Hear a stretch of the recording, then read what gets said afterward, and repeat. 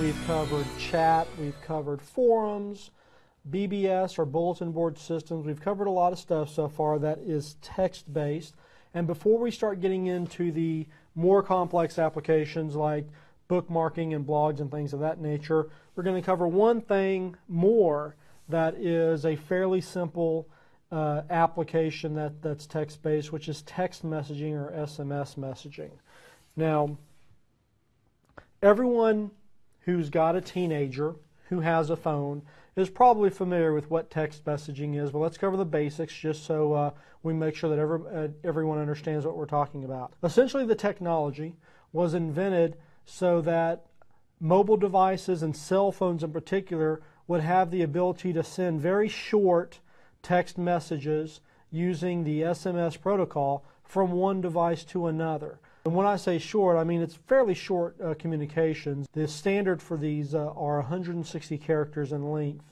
SMS, just so we get our definitions clear, is named for a protocol called the short messaging service. Nothing fancy there. Basically, there's only so much bandwidth you have on a cell phone. You're working on different networks that have more or less bandwidth available.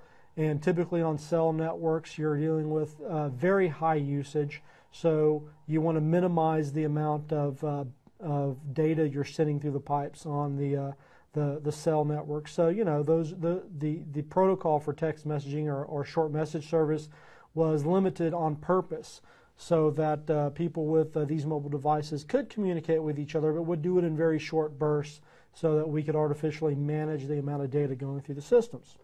Outside of email, text messaging is probably the most widely used application on the internet, even though we're using them on mobile phones. When we talk about common applications for text messaging, you know, it's intended to send a message from one individual to another on a mobile device. Now, with that being said, and that being the intention of the technology whenever it was developed, of course, now that the technology is several years old, smart programmers have been able to go and I wouldn't say hijack the technology, but they've gone and taken that technology and adapted it for other uses. And they have adapted it in both directions, going from another device into a mobile phone or a mobile device, and then turning that around and being able to send from a mobile device to another platform like a blog or to a presence application or something like that. This is in line with some of the other platforms that have opened up their architectures and allowed programmers to connect all these different platforms together so that we can communicate in even more ways than we could a couple of years ago. Let's talk about some of the users on these text messaging networks. Text messaging, without a doubt, is the most widely used mobile data service on the planet. We use it an awful lot in the United States. It's used even more in Europe and is most widely used over in Asia. In the United States alone, 72% of all mobile phone users, and that translates to almost 2 billion people, are active users of text and SMS services. And actually, that number is worldwide. It's not within the United States. The key groups that we focus on is a fairly small pocket of people. We're looking at 18 to 29-year-olds, but that doesn't mean that those are the only people by any means that use the service. All age groups use it, but when you're looking at it from the marketing and promotion aspect, the vast majority of the users using text and SMS are going to be between the age group of 18 to 29. One amazing statistic is that when messages get sent to these 1.9 million users, 94% of text messages are read by the recipient. And of the folks that have their devices with them or that have mobile devices, 80% of them have that device on their person every single day. So that's pretty amazing as far as a platform.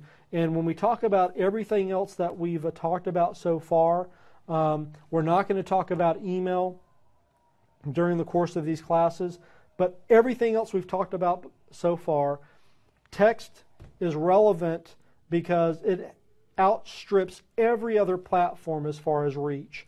And you could probably take most of all the other platforms and combine them into one, and text messaging would still reach more people than any of the other platforms. So while it's very limiting in the number of characters that you can use on it, and while the technologies were first developed to be communication conduits between two individuals, some of that stuff's opened up. We're still limited by characters, but it doesn't mean that we can't utilize this platform in a social networking and online marketing campaign. So the question is, how do we do that? What ways can we take 160 characters and utilize them to get the message out about something? Obviously, first and foremost, there's content delivery. You can send out alerts, you can send out financial information, you can send out graphics that are fairly small, so you can send out logos or images, and you can also send out data files, so like ringtones maybe. A lot of this content delivery is dependent upon the user signing up for a service and verifying that they've asked for the service. But if you have a captive audience, so to speak, with current users or folks that participate in another social networking application that you might have, or just a platform you might have, you might find a way that you might request their mobile or their text number so that you can send information to them from your network. We talked about alerts in that first bullet point. What kind of alerts? Well, the most obvious one from a marketing advertising perspective is going to be sales alerts. So if I work for a clothing or an apparel manufacturer, it may make sense for me to once a month, once every 2 weeks, send out an alert to all of the female text users between the age of 18 and 22 that if I have the information about them, have a certain size and live in a certain part of the country, where I have a surplus of product there that I need to move out of my brick and mortar stores. Subscription services. One of the services I use through text messaging is notification from my cell phone provider and also from the newspaper provider that I use locally, that whenever the subscription for the newspaper is about to run out, I get a notification. When it's time for me to pay my bill or a new bill is available on the cell phone, I get a notification. And actually I get information from the local tollway authority. They send out text messaging alerts to me whenever my balance on my toll tag that I use to travel through the highways around here gets around $10, so I know to either refresh that through my credit card or to run and take a check to them. Product specials are great. You can send coupons to people. Either one of these two items are fantastic for text messaging, and with a lot of the technology we have within grocery stores and on point-of-sale systems, it wouldn't be difficult for us to be able to actually send just a 5, 6, 10, 15, 20-digit number. That would be the number that you would normally see on an RFID tag or something like that, that a cashier at a point-of-sale system could plug into the system manually and apply a discount.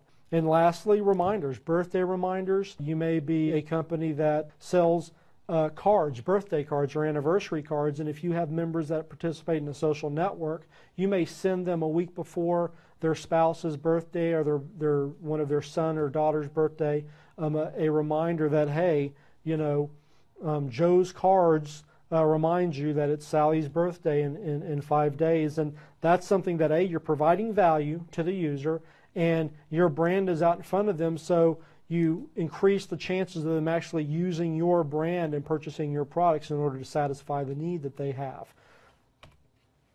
With texting, there's an awful lot of available options to us. The options are available to text just like they would be in a chat application, and very similar to some of the stuff you can do like in a BBS system. You're obviously constrained by the number of characters that you have, but if you get creative and you utilize some of the different shortening of words that are used within the culture, you can get a lot of information out to prospects and to clients as long as you have their permission, and you can add value to their lives, and you can also drive sales by providing people coupons and discount codes through the text messaging system.